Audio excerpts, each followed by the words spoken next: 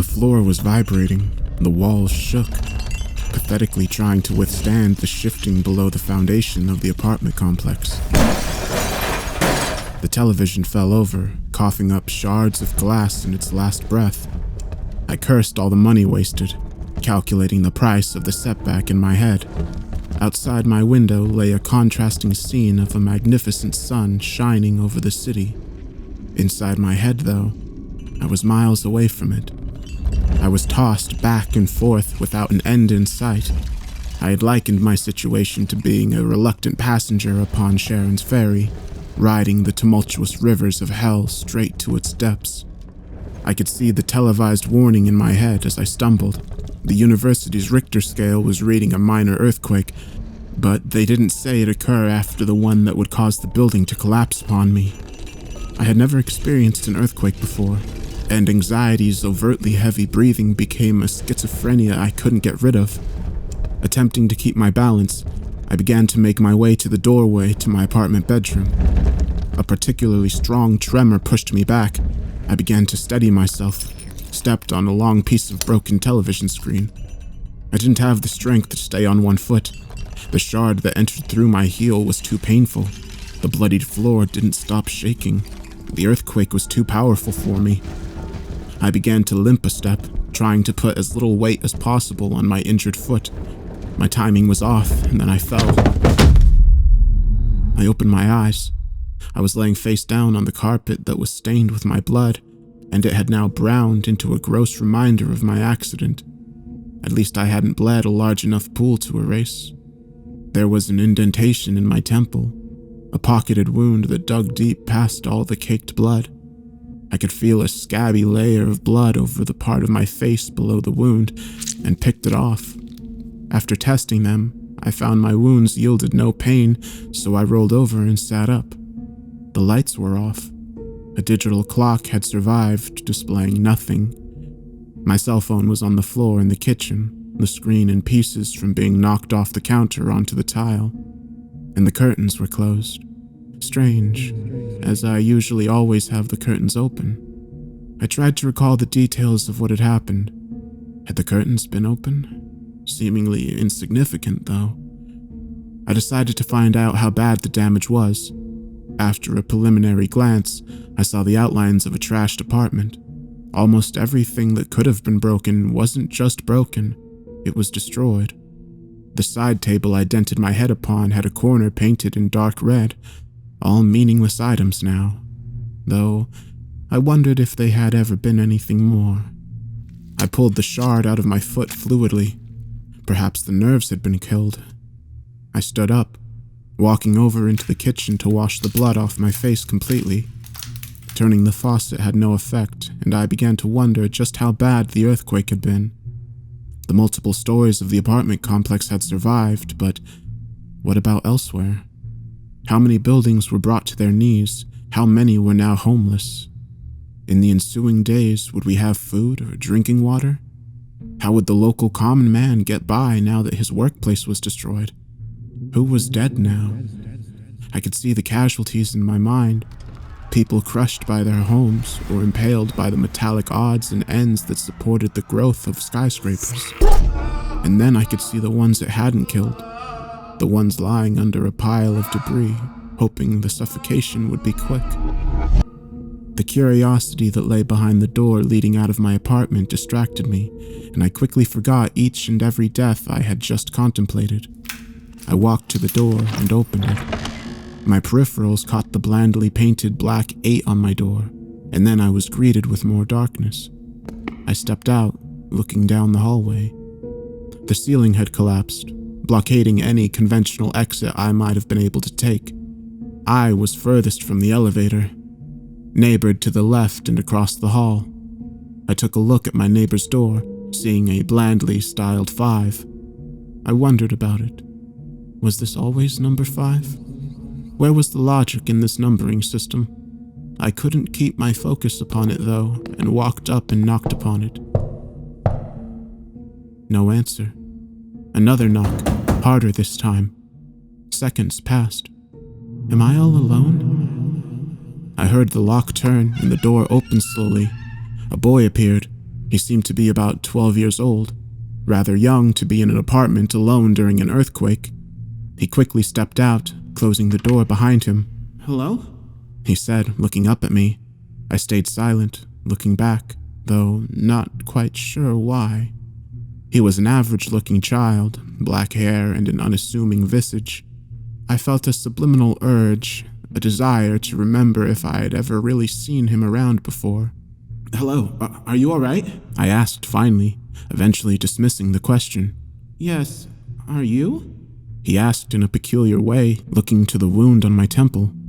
Yes, it seems so," I said, perturbed by the strange vibes this child was putting off. "Do you have a cell phone or anything we can use to get help?" "No, there will be no way for us to get help," he said in a certain way. That is unfortunate. Since my cell phone is broken, it seems we're cut off.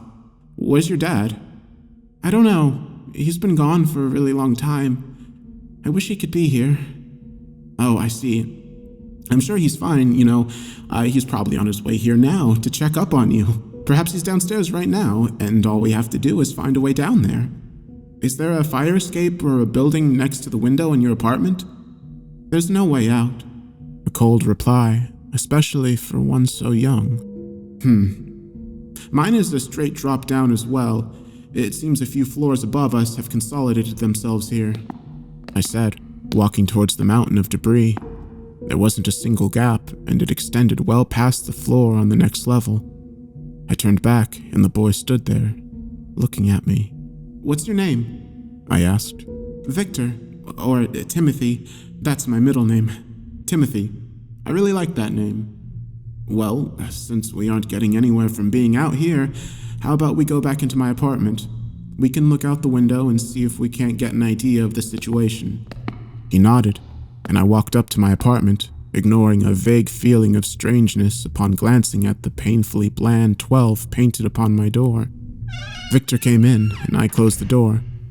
I told him to watch out for the shattered pieces of glass and suggested he have a seat on the couch. The stains in the carpet caught my eye, and I mindlessly wondered how I could have bled such a large pool of blood. I doubted it would ever go away. A piece of me was now a part of this room, until this apartment complex died. I walked to the window and pulled the curtain back. I felt a twinge of pain between my eyes inside my head as I gazed upon a sheet of bruised and lacerated flesh that had taken the place of my window. I stared at it. It was a meaty slab, a sewn-together product of multiple skin torture victims. It smelled of decay, and I could see a rainbow of necrosis coloring pieces. Different skin tones, wounds, and shapes, combined with the inexperience of the one who did the sewing, created a completely disgusting canvas suited for me to vomit on. It was all stomach acid and burned my throat as I tried coughing every bit of it up. When I finished, I got up, looking at Tim. He looked at me questioningly. Had he not seen it? I looked back, and the curtains were closed again, bile dripping down the windowsill and onto the floor. "It was nothing," I said, and went to sit down in a recliner. All was quiet again. I could hear nothing at all. If sound existed, you would never have been able to tell. When you're so close to both the airport and the highway, you find the absence of their constant motion a blessing. I quickly forgot the window of skin, the experience eventually settling within my subconscious as something that didn't exist. The time passed. I'm not sure what I thought of during all of it. I remember thinking about what it would be like to have someone close to you die, a friend, a relative, a teacher, a coworker, someone you've spent years with, a parent. What was it like for him in his last moments? When the gunman held the barrel of the pistol to his head and told him he would die, what did he think about? How did the empty flesh feel after the torturer had ripped it off of him? I wondered, and then dismissed it. I had never known what it was like to lose someone, and it was irrelevant. I would pick the flesh around my fingertips. Sometimes they were small pieces, and other times big pieces that covered the whole parts of the nail. The bigger pieces were painful, but they were always more satisfying. The blood made it difficult to grip the pieces, and soon I could taste the armor flowing from my blood-soaked fingers. Tim sat there. We didn't talk much. I wasn't sure how long I had been there. With no way to keep time, I just sat there. I felt another tingling inside my head, in the same place. Then a strange thought hit me. When was the last time I ate? When was the last time I was hungry? I tried to remember. Was it before the earthquake hit? What time had it been when it did hit? Had I ever felt hunger or thirst since I passed out? I felt an urgent panic shooting up into my veins, an anxiety I couldn't control, a fear that rose up inside me, rose much higher than the mountains of the world. "Are you hungry?" I asked Victor, not hiding my panic. Surely his input could console me. "No," he said strangely, like it would be odd to be hungry. And just as soon as it had come, it left. I became distracted, my thought devolving from a realization of something very wrong to a level-headed contemplation, until finally I forgot about why I would need to be hungry in the first place. I went to the fridge and looked down at my phone and the surrounding bits of broken glass. Except there was blood. I looked at it, the answer deduced but not understood. I lifted my right foot up. I had been walking around, slowly embedding glass into my foot. It was stained red. Perhaps my head injury damaged a part of my brain that registered pain. I opened the fridge door and found it empty. It seems I had forgotten to buy groceries. I walked back to the living room. The pain of knowing I wasn't doing anything began to set in. What do you do when you wonder what to do? I waited. How long? I had no way to know. I needed to get out. I went into my bedroom and began kicking the wall. It gave easily. I carved a sizable passage into my neighbor's home, taking a few steps in and looking around. It appeared to be their kitchen, based off the same model as mine. I turned back and called Tim's name out, then went through, and he was standing there, already in their apartment, looking at me. But it was my apartment. A chemical, I didn't know what kind, began to cauterize a piece of my brain, the same part that had been in pain. A massive headache slammed the area between my eyes. I yelled, fell to the floor. Time changed. I didn't think I perceived it any longer. In fact, I instinctively knew that time didn't exist in this place. Whatever this place was. "Victor!" I called out as I got up, attempting to rub the pain that never fully left away. I looked up. His face was removed. He no longer had any hair. No eyes, no nose, mouth, ears, jawline. His head was a carelessly shaped square-like thing attached to a child's shoulder and body. He walked towards me, causing me to back up. He continued to walk, not toward me anymore, but toward the counter, somehow perceiving the outside world. I stared at him as he picked up a knife, twisting his amorphous head toward me, then shoving the knife into the middle of his face, pulling towards both sides, creating a jagged line that bled black and white, and then started talking from the wound. It was a scratchy, primordial voice that spoke, like a creature physically learning how to speak, and yet mentally knowing an entire language. The voice cracked every few seconds, fluids flooding out of the aperture this thing was using to speak. His voice, the thing invading my head, this thing before me, was something beyond normal, something that existed with such a dark foreboding it filled me with a primal fear, a fear that transgressed the physical world. I have known of this thing before, somewhere, and it knew of me. It was back for me. What is it? The thing said. It waited, staring at me in a way that wasn't possible. The noise that emitted tore into my eardrums. It disturbed my mind to a point that I could feel mental illness plaguing me. I could feel it slowly crawling up my brainstem with long, ragged claws.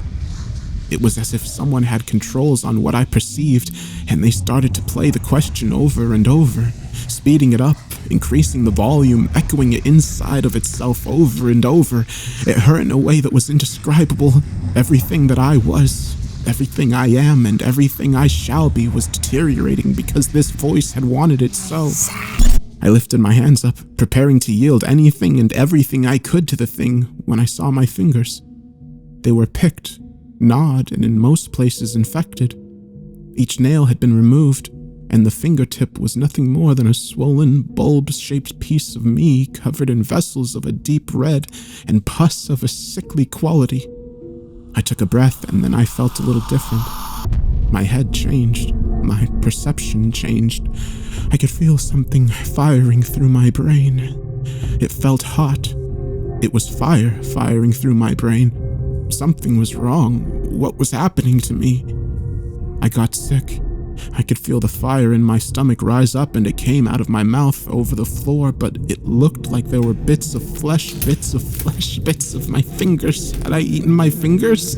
How did they get that way? I was horrified. I ran back into my apartment that I was already in, through a hole in the wall that was in both sides of my apartment that led me into my apartment. Through the hole, how many holes could fit into a single apartment? Was it even my apartment anymore? Was it even an apartment? Apartments don't usually have holes. It was dark. How could I see everything perfectly as I ran through my bedroom? I think I slept here once. Somewhere else. It was pitch black, but I could see everything perfectly. How could one see in the dark so well? How long have I seen into the dark? How long have I been in the dark? How long? Tim was there in the window room. He was hungry, so he ate the window. I can hear in my head. I can hear how much he wants to eat my skin as well. Oh, no, that does not sound too good because I have a lot of skin. I ran out into the door trying to open it. How do these things work? Unlock it. In the hallway. So dark. Windowless pits. Open the door. Close the door. He hung from a rope around his neck. He swayed. The TV played his voice exactly like him. The black and white snow mixed and yet not mixed. It just went on, and I can still hear it somewhat like a song stuck in my head on repeat forever. Eternity. He used his blood to paint the will of the gods, these numbers repeated over and over and over and over and over every inch of every wall. 8, 5, 12, 12, 12, 21, 19, 20, 19, 4, 25, 4, 21. And then I was gone. Forever.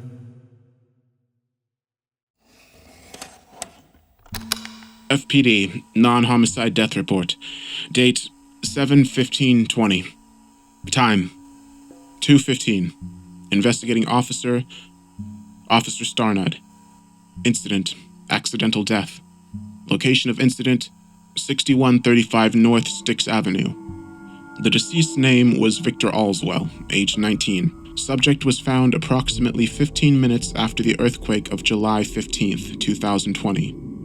The victim was discovered dead by his landlord. When interviewed, the landlord says he checked on Mr. Alzwell when he did not respond to requests to affirm his health. Mr. Alzwell was found on the floor, a deep wound in the right temple. An ambulance was dispatched and Mr. Alzwell was officially pronounced dead once they arrived. The coroner determined the cause of death was brain trauma, which occurred during the earthquake. Mr. Alzwell lost his balance, falling and smashing his skull against a corner of a small table. Mr. Alzwell's previous criminal history involves a single juvenile PCP charge. While officially expunged, I remember this kid specifically coming down to the station because he was the son of Timothy Alzwell, the victim of a homicide case I was assigned to. Timothy Alzwell was kidnapped, tortured, skinned, and executed with a handgun. A copy of the entire case file went missing around the same time we brought him in to break the news. When he was 15 years old, he learned every detail. Psychiatric testing revealed deep mental illness. He was given a foster home, received psychiatric care, and seemed to be getting better until the PCP charge. Afterward, he continued counseling, began drug treatment, and was finally pronounced stable. He was given help in finding a job, and then left his foster home to move to the apartment complex in which he was found. This kid was one of the good ones. His was the only death reported during the earthquake, and he didn't deserve it. Notes of interest. Test results show Mr. Alzwell had an extremely high level of DMT in his system, in addition to traces of PCP. Upon investigation, it was discovered that Mr. Alzwell's pineal gland reacted in a uniquely diverse way to the brain trauma and began releasing massive amounts of DMT. It was also discovered that the brain trauma was not instantly fatal, and he lived anywhere from 5 to 15 minutes after receiving the wound. Somehow, despite not being in a conscious state of mind, Mr. Alzwell ripped enough skin from his fingers to write a series of numbers down in his own blood. We are not exactly sure what they mean. We had one result using a simple alphanumeric conversion code, but it didn't make any sense. Signed, Officer T. Starnard.